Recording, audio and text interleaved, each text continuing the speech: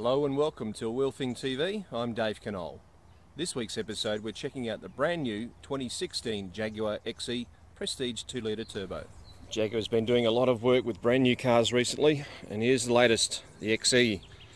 This is in the black pack, not necessarily just a black paint, but you do get the black highlights around the windows and the Jaguar badge right there on the fender, that kind of thing.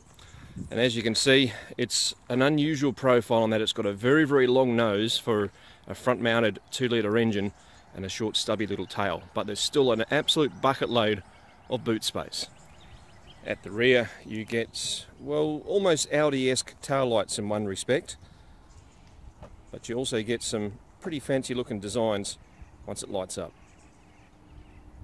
In regards to the boot space, well, pretty simple. There's a fair whack. There's also some fairly meaty rubber on here, 225/45 on 18-inch rims, again in this case with black painted rims, and they look very, very good alongside the black paint of the rest of the car.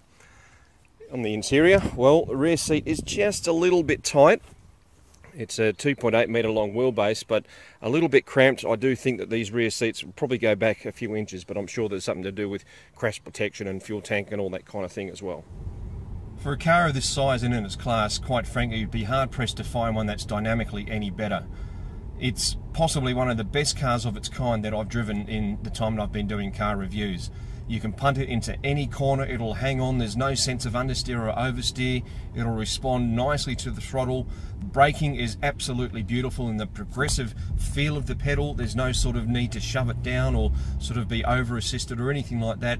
And even when you change into your sporting mode, your dynamic mode, it hunkers down, it brings the car alive just that little bit more. It really does add to the presence that the car has on the road.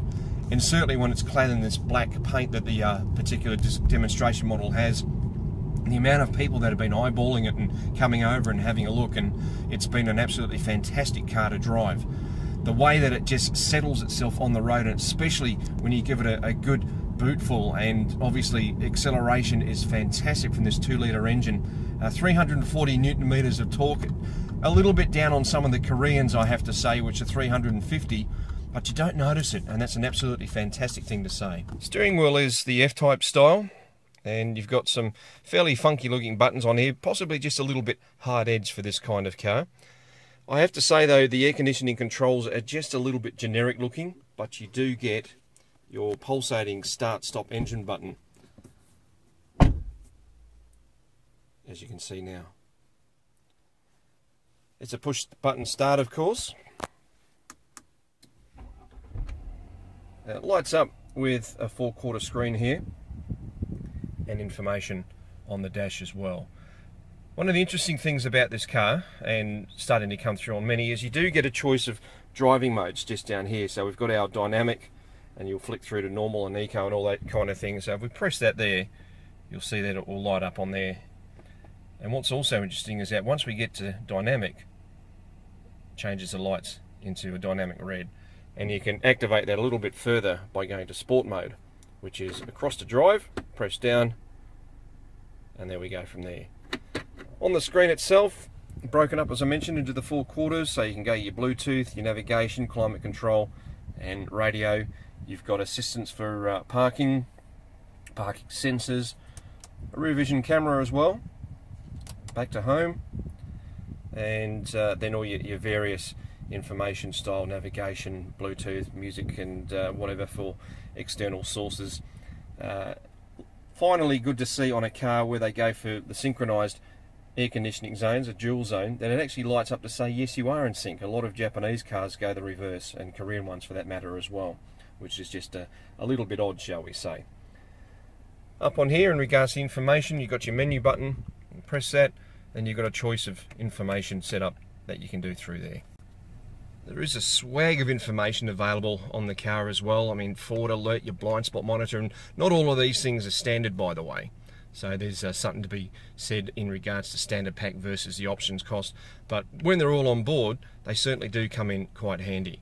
In regards to the trip computer, well, you've got a fair bit of information down here as well. And certainly it'll give you a great indication of just how much you've been able to play with in regards to the car. The driving modes on the road do make quite a bit of a difference to the smoothness of the transmission. When it's left in normal or eco, the car effectively just slurs its way through the 8 onboard gears that the car has. When it's in dynamic or sports mode effectively, it does just feel a little bit more hesitant at times under certain kinds of acceleration. I mean, give it a really good right foot and it does move through and it accelerates quite rapidly, to be honest. But otherwise it just seems to be a little bit sort of touchy, a little bit sort of, oh, do I need to be here? Then I'll jerk through into the next gear. Go into normal and eco and it's smooth, it's progressive, and you get the gear changes that you expect from an 8-speed transmission in a mid-size and mid-pack luxury vehicle. Ride and handling are also vastly improved when it comes to the dynamic mode. Everything just seems to tighten up just that little bit more, and you certainly feel that the car is a little bit more alive, a little bit more eager to perform and delight the driver. It's not that the other modes are bad by any measure. It's a very dynamically balanced car. It's one of the best cars that I've found, and certainly it really has put the Dynamic Cat amongst the... What, Dave?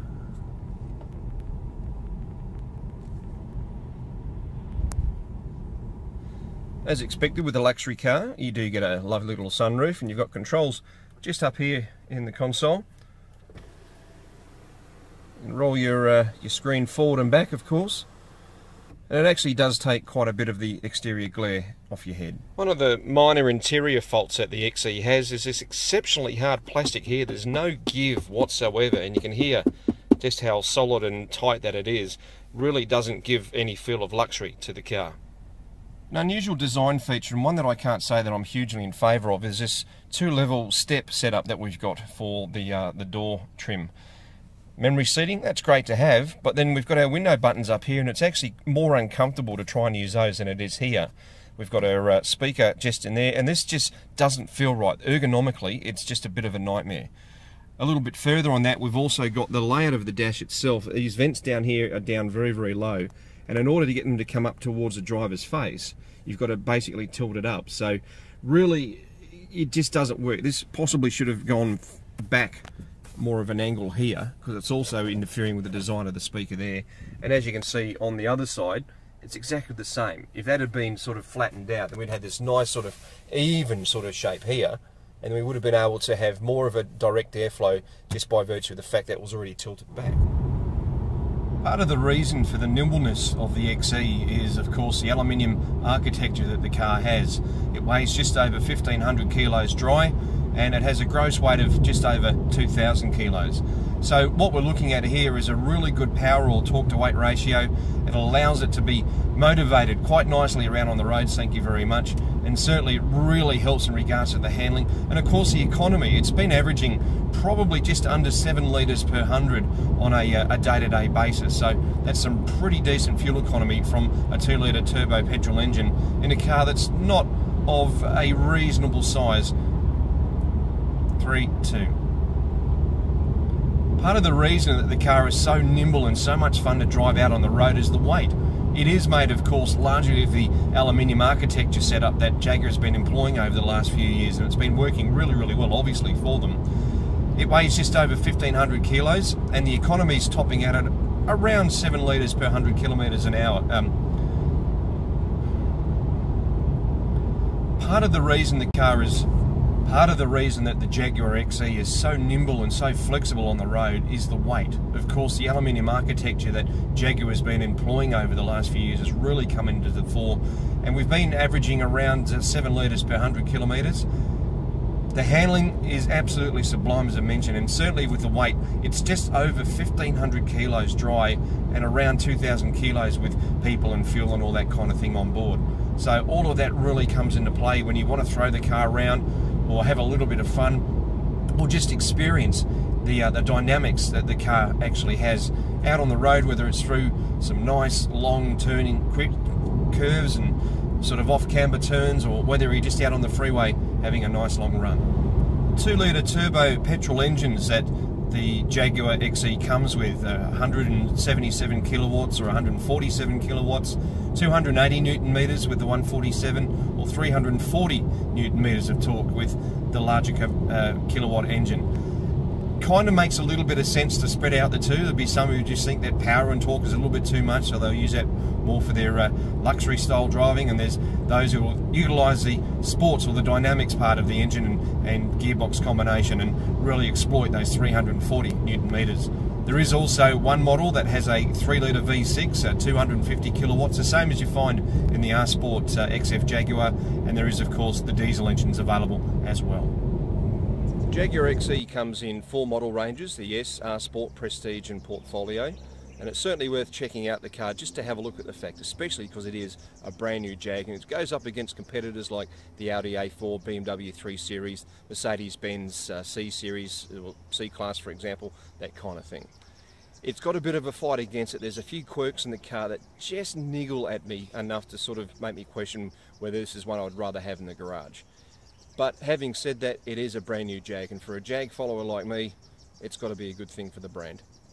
Don't forget to head out to jaguar.com.au and have a look at the information on there and download your brochure. For A Wheel Thing TV, I'm Dave Knoll.